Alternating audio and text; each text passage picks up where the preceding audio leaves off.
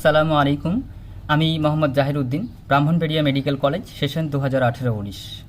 আমার শিক্ষক doctor Imran sir, doctor Sarwar sir এবং ডক্টর রাফিয়া ম্যাডাম তিনজনকে ধন্যবাদ জানিয়ে আজকের ক্লাস স্টার্ট করছি। আজকের টপিক হচ্ছে লিগ্যাল প্রসিডিওরের যে মেন জিনিস কোর্ট, সেই কোর্ট সম্পর্কে আমরা কিছু কথা বলবো। তো কোর্ট কাকে বলে? কোর্ট হচ্ছে একটা লিগ্যাল ইনস্টিটিউশন। তাহলে it is the legal institution where the existing law of the country executed. এই ল সিস্টেম হচ্ছে দুই প্রকার, একটা হচ্ছে ক্রিমিনাল ল, একটা হচ্ছে সিভিল ল, মানে কেস অনুযায়ী লগুলো করা হয়েছে। এরপর আমরা দেখব যে এই যে কোর্ট, সেই কোর্টের একটা ক্লাসিফিকেশন আছে যে কি কি কোর্ট আছে। তো আমরা স্বাভাবিকভাবে ল যে দুই প্রকার, সিভিল ল, ক্রিমিনাল ল, তাহলে কোর্টও নিশ্চয়ই দুই প্রকার হবে, একটা হচ্ছে সিভিল কোর্ট, একটা হচ্ছে ক্রিমিনাল কোর্ট। তো আমাদের বাংলাদেশ বলুক বা ইন্ডিয়া বলুক, এখানে কোর্ট হচ্ছে একটা হায়েস্ট ডিভিশন আছে, যেটাকে আমরা বলছি highest court in the Bangladesh, supreme court. তারপরে সুপ্রিম কোর্টের আবার দুইটা ডিভিশন আছে, একটা হচ্ছে অ্যাপিলেট ডিভিশন, যেটা বোথ ক্রিমিনাল অ্যান্ড সিভিল।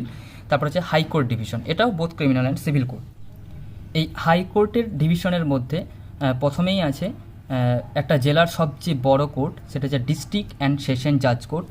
এই ডিস্ট্রিক্ট এবং সেশন জাজ কোর্টের বাংলা হচ্ছে জেলা ও দায়রা জজ কোর্ট।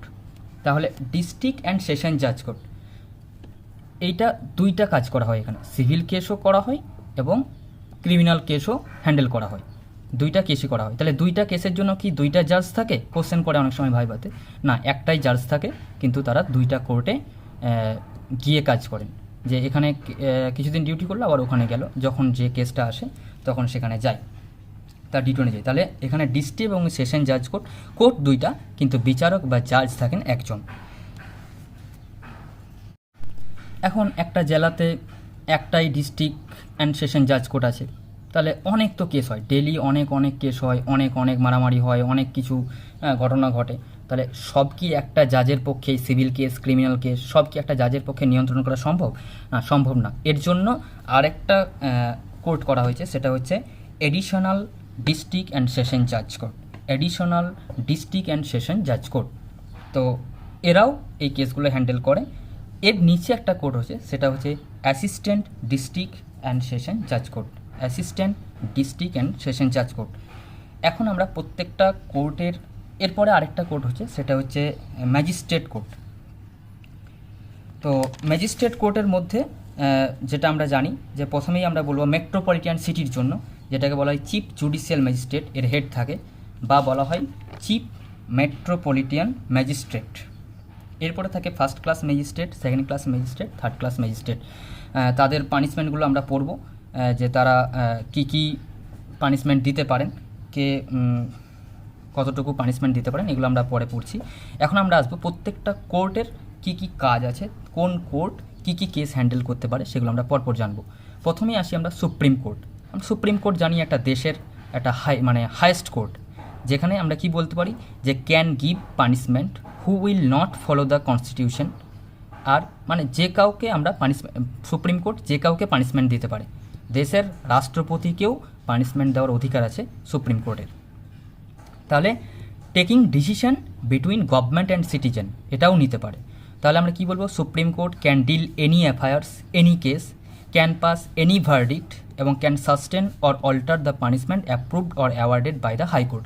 হাইকোর্ট যে পানিশমেন্টটা দিয়েছে, যে ডিসিশনটা নিয়েছে, যেটা অ্যাপ্রুভ করেছে, যেটা অ্যাওয়ার্ড দিয়েছে, হাইকোর্ট যেটা ঘোষণা করেছে, সেটাকেও চেঞ্জ করার বা অল্টার করার ক্ষমতা আছে কার? সুপ্রিম কোর্টের।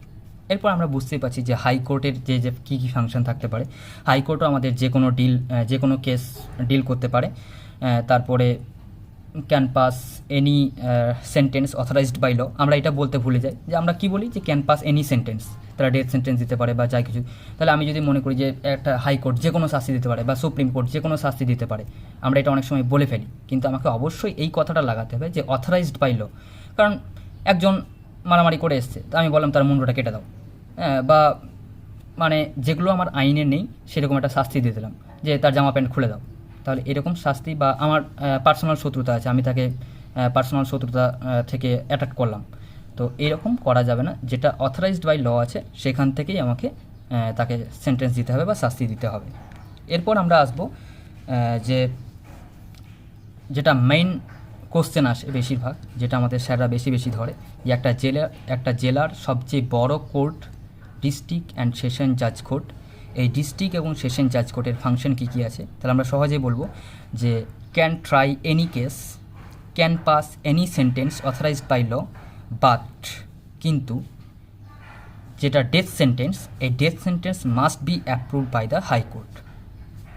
ঠিক আছে, তাহলে ডিস্ট্রিক্ট অ্যান্ড সেশন জাজ কোর্টের ফাংশন গেল। ঠিক অ্যাডিশনাল ডিস্ট্রিক্ট অ্যান্ড সেশন জাজ কোর্টের ফাংশনও same. Assistant district and session জাজ কোর্টের ফাংশন হচ্ছে একটু আলাদা। এখানেও তারা যে কোনো কেস ট্রাই করতে পারে, যে কোনো কেস ডিল করতে পারে, কিন্তু পানিশমেন্টও অথরাইজড বাই ল অনুযায়ী পানিশমেন্ট তারা দিতে পারবে, কিন্তু তারা ডেথ সেন্টেন্স দিতে পারবে না এবং 10 বছরের বেশি তারা ইমপ্রাইজনমেন্টও দিতে পারবে না। এরপর আমরা আসি ম্যাজিস্ট্রেট কোর্ট। ম্যাজিস্ট্রেট কোর্টের মধ্যে প্রথমেই আছে চিফ মেট্রোপলিটন ম্যাজিস্ট্রেট বা চিফ জুডিশিয়াল ম্যাজিস্ট্রেট। এটা কোথায় হয়? যে মেট্রোপলিটন সিটিগুলোতেই হয়। মেট্রোপলিটন সিটি কখন বলবো? যখন প্রায় 1 মিলিয়নের বেশি পপুলেশন থাকবে, তখন সেটাকে আমরা বলবো মেট্রো সিটি বা মেট্রোপলিটন এরিয়া। তো এই মেট্রোপলিটন এরিয়াতে একটা ম্যাজিস্ট্রেট, ওই চিফ জুডিশিয়াল ম্যাজিস্ট্রেট 7 বছরের বেশি পানিশমেন্ট দিতে পারবে না। তো ম্যাজিস্ট্রেট কোর্টের আমরা যদি ফাংশনগুলো দেখি, সেটাও আমরা বলবো যে can try any case, they have power to award of imprisonment for up to the 10 years, তারা 10 বছরের বেশিও ইমপ্রাইজনমেন্ট দিতে পারবে না, এবং can pass any sentence authorized by law accept, same জিনিস অ্যাসিস্ট্যান্ট ডিস্ট্রিক্ট অ্যান্ড সেশন জাজ কোর্টের মতো ডেথ সেন্টেন্স দিতে পারবে না এবং 10 বছরের বেশি তারা ইমপ্রাইজনমেন্টও দিতে পারবে না। এরপর আমরা আসি যে একটা কোর্ট লিগ্যাল প্রসিডিওরের মধ্যে বা অথরাইজড বাই লয়ের মধ্যে কী কী পানিশমেন্ট আছে। সবচেয়ে ছোট পানিশমেন্ট হচ্ছে ওয়ার্নিং, সবচেয়ে ছোট্ট পানিশমেন্ট হচ্ছে ওয়ার্নিং। তারপর আছে ফরফিচার অফ প্রপার্টি, মানে সম্পদ বাজেয়াপ্ত করা। তারপর ফাইন, ফাইন 5 টাকাও হতে পারে, 10 টাকাও হতে পারে। এরপর হচ্ছে ইমপ্রাইজনমেন্ট। ইমপ্রাইজনমেন্টের মধ্যে লাইফ লং ইমপ্রাইজনমেন্ট আছে, রাইগোরাস আছে, নন রাইগোরাস আছে। রাইগোরাস মানে হচ্ছে with hard labour including solitary confinement, এবং সিম্পল আছে যেটাকে নন রাইগোরাস বলা হয়। আর এরপরে আছে যেটাকে আমরা বলি ডেথ সেন্টেন্স। ডেথ সেন্টেন্সের মধ্যে মেন যেটাকে আমরা দেখি হ্যাঙ্গিং বলে দিই, তাই না? তো হ্যাঙ্গিং, আমি সাপোজ একজনকে ফ্যানে ঝুলিয়ে হ্যাঙ্গিং করে দিলাম, তাহলে সেটা কি আমার এই পানিশমেন্ট হলো অথরাইজড বাই ল? হলো না। তাহলে সেটাকে আমরা বলতে হবে জুডিশিয়াল হ্যাঙ্গিং। অবশ্যই এটা যেন বলা থাকে। তারপর আগে কী ছিল? ট্রান্সপোর্টেশন, যে দ্বীপান্তর করা হতো, সেটা এখন যদিও নেই। এখন তো দ্বীপান্তর করলে মনে হয় ট্যুরে এসছি, তাই না? তো এই জন্য দ্বীপান্তরটা এখন উঠে গেছে। তো জুডিশিয়াল হ্যাঙ্গিং করা হয়। ডেথ সেন্টেন্স কীভাবে দেওয়া যায়? জুডিশিয়াল হ্যাঙ্গিংয়ে দেওয়া যায়, ইলেকট্রিকিউশনের মাধ্যমে দেওয়া যায়, লিথাল ইঞ্জেকশন করে দেওয়া যায়, কখনো কখনো পয়জন খাইয়ে দেওয়া যায়।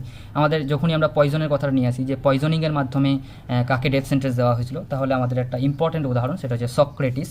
আবার তারপরে একটা কোশ্চেন চলে আসে যে সক্রেটিসকে কোন পয়জনিংয়ের মাধ্যমে মারা হয়েছিল? সেটা হচ্ছে হেমলক পয়জনিংয়ের মাধ্যমে তাকে মারা হয়েছিল। এরপর গ্যারোটিং আছে, গ্যাস চেম্বার আছে, এগুলো আমরা পরপর জানি। আর ম্যাজিস্ট্রেটের যেগুলো ফাংশন আছে বা magistrate power of different magistrate, এটা অনেক সময় ভাইভা কার্ড কোশ্চেন অনেক কলেজে থাকে। তো সেখান থেকেও আমরা ম্যাজিস্ট্রেটের যে পাওয়ার আছে সেখান থেকে আমরা সেগুলো পড়ে নেব।